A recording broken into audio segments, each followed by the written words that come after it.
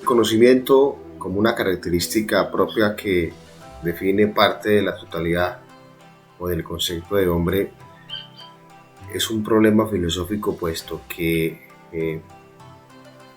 es lo que emerge la comprensión, la interpretación y la visión cósmica. En efecto, el conocimiento es el que le provee al hombre la capacidad de interpretar, de comprender y de analizar el mundo. Y en esa interpretación, en esa comprensión del mundo, hay muchas posibilidades. Yo creo que la historia de la filosofía nos ha mostrado muchas escuelas, muchas teorías, muchos postulados, muchas épocas, movimientos, y cada época, cada escuela, cada postulado, cada teoría nos propone una alternativa diferente de conocimiento, y cada quien defendiendo su posibilidad, cada quien argumentando con ideas fuertes que sostienen un modo particular de pensar y sugiriendo que esa es la alternativa. Hegel había escrito que la filosofía iba a morir con él, que la filosofía terminaría con él, que después de él no habría en el mundo más filosofía. Entonces veamos cómo el conocimiento a veces se establece como la única manera de fiar, de confiar, la manera de interpretar el cosmos. Y pues esto hace que se vuelva más complejo la realidad, puesto que para algunos lo que es un fenómeno, un acontecimiento, una cosa, para otros no lo es. Y se sugieren ahí una serie de postulaciones, tanto particulares como generales, como parciales, imparciales o neutrales. El conocimiento, habíamos ya visto en epistemología y en gnoseología, que se adquiere mediante dos caminos o mediante dos vías, que son el empirismo, basado en la experiencia como fundamento de los sentidos, y el racionalismo, donde se considera que exclusivamente el conocimiento se adquiere a través de la razón, mediante procesos de ideas innatas, es decir, que el hombre nace ya con los arquetipos, con los conceptos, con los paradigmas, desde su momento de nacimiento. Bueno, entonces se debate ahí entre esas dos corrientes. En esta oportunidad vamos a permear algunos elementos que ensamblan y que hacen parte de este proceso epistemológico. El primero es la información. La información es un hecho exclusivamente de la razón, puesto que con este estadio es el proceso en el que el hombre reúne todo aquello que ya está escrito, que ya está hecho, que ya está investigado, y que lo que le corresponde es hacer procesos de consulta, procesos de indagación, procesos de investigación, ir, tomar fuentes, tomar bibliografías, tomar repositorios, tomar archivos, evidencias y acceder a ellas, y a partir de allí pues organizar sus ideas, como una biblioteca, como un foro, como una plataforma, como un motor de búsqueda, un grupo de investigación, un semillero de investigación. Bueno, tenemos en segundo lugar el contexto, que desde el empirismo pues es algo que determina y que condiciona y que también configura el conocimiento. Si bien es cierto, desde la sociología tenemos claro que el ser humano es producto y es resultado de una sociedad, y la sociedad es el contexto, enmarcado en una serie de aprendizajes y de una serie de prototipos y arquetipos de vida, como bien pueden ser los estratos, las culturas, el hecho religioso, el hecho educativo, el hecho político, etcétera, etcétera. En últimas, el ser humano no decide vivir, ni decide pensar, ni decide tener una cosmovisión o una visión cósmica según su libre albedrío, sino es el contexto es su estrato, su barrio, su comuna, su vereda, su localidad, su país, su región, la que lo condiciona y lo determina a ver el mundo de determinada manera y como consecuencia configura su modo de pensar, es decir, el conocimiento. Como último estadio tenemos la experiencia y esta enmarcada desde el momento del nacimiento hasta el decaimiento del ser humano, es decir, hasta su muerte. En todo ese proceso volutivo, en cada una de las etapas, desde que nace, desde la niñez, desde la infancia, desde la adolescencia, la adultez, desde la vejez, cuando florece y cuando da frutos y luego muere. Entonces el proceso de 80, 90 años, el ser humano está construyendo una escuela. Facundo Cabral muy bien lo decía en Argentina por la década de los 70 que de la cuna a la tumba hay una escuela. Quiere decir que toda nuestra vida estamos en un proceso de aprendizaje, es decir, de experiencias significativas, y estas son las que generan el conocimiento. Facundo Cabral, haciendo un paréntesis, desde la perspectiva latinoamericana dice que lo que llaman errores hermosamente son grandes lecciones, son grandes aprendizajes, puesto que con una lección, con un error cometido, pues lo más inteligente es que no se vuelva a cometer. Sócrates bien decía, nadie se equivoca queriendo. Quiere decir que toda nuestra vida estamos en un proceso de aprendizaje y eso nos lo suscita la experiencia, que en el fondo es el mismo empirismo.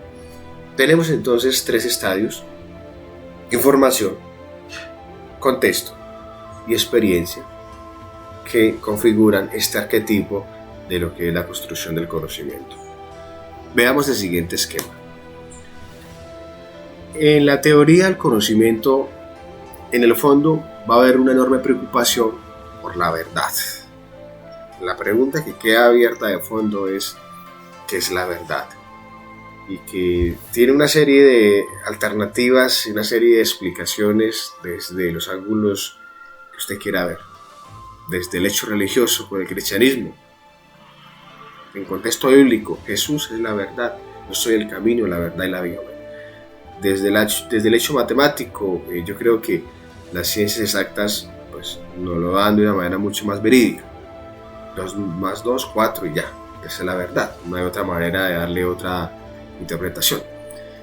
Desde la filosofía, pues aquí viene un paradigma mucho más complejo, puesto que, como les comentaba al principio, frente al conocimiento, hay muchas maneras de interpretar y de conocer. Entonces, tenemos criterios de verdad, como bien pueden ser la autoridad, la jurisprudencia, la experiencia, la tradición, la política, la religiosa, etcétera, etcétera. Tenemos tipos de verdad, como bien puede ser la verdad objetiva, la verdad subjetiva, la verdad definitiva, la verdad definitoria, la verdad totalitarista, etcétera, etcétera. Es decir, en todo este marco del problema de la verdad, en el fondo, el conocimiento, en cualquiera de sus teorías, lo que se quiere preocupar es por la verdad. Tenemos dos vertientes que son el realismo y el idealismo. Empecemos con el realismo. Conocemos la realidad tal cual como es, como nos la muestran nuestros sentidos. La realidad y el mundo real. El mundo real y la realidad es aquello que vemos, que contemplamos, que corroboramos empíricamente, ojo a ojo. ¿Listo? Y los individuos pues lo desarrollan a través de dos prácticas. Primero, el realismo ingenuo desde la perspectiva aristotélica, y es lo que los sentidos nos muestran tal cual como es, lo que usted contempla, ojo a ojo, cara a cara. El realismo científico ya es conocer también, pero de una manera mucho más estructurada y mucho más organizada. Desde el Círculo de Viena, Karl Popper, Mario Bunge, Burge, Lakatos, Hans Kuhn nos sugieren una serie de caminos y de procedimientos para que a la hora de conocer sea mucho más objetivo, sea mucho más verdadero, sea mucho más coherente y pertinente. Y ello está apoyado en la lógica, en la matemática y pues en la misma filosofía. El Círculo de Viena, con estos filósofos científicos, junto a Lakatos, incluso Wittgenstein, fue lo que dio pie o dio origen a lo que hoy por hoy es el método científico. Entonces, para que el conocimiento sea objetivo, para que sea verdadero, hay que aplicarle una serie de etapas, como bien pueden ser la observación, luego viene la experimentación, viene la hipótesis, o primero la hipótesis, luego la experimentación, después se eleva a teoría y en últimas a ley. Esto viene desde el realismo científico, es decir, el conocimiento está estructurado y organizado, y para que sea objetivo se le aplican una serie de instrumentos para que validen la veracidad. Eso desde el realismo. Ahora, desde el idealismo, es toda aquella reflexión que se desarrolla de manera abstracta, es decir, mental, como fruto del pensamiento, de la especulación, y el sujeto se asocia a estas ideas mediante dos elementos que son, primero, el racionalismo.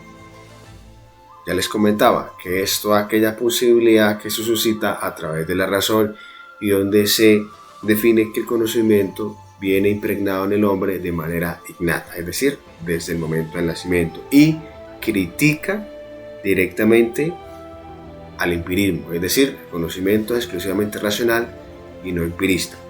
Ahora, el empirismo es aquel conocimiento que se desarrolla a través de la experiencia, mediante los sentidos, la observación, mediante el hecho de interactuar, de confrontarse frente al mundo, de experimentar, y critica directamente al empirismo y no comparte la posibilidad de que el conocimiento se desarrolle de manera innata.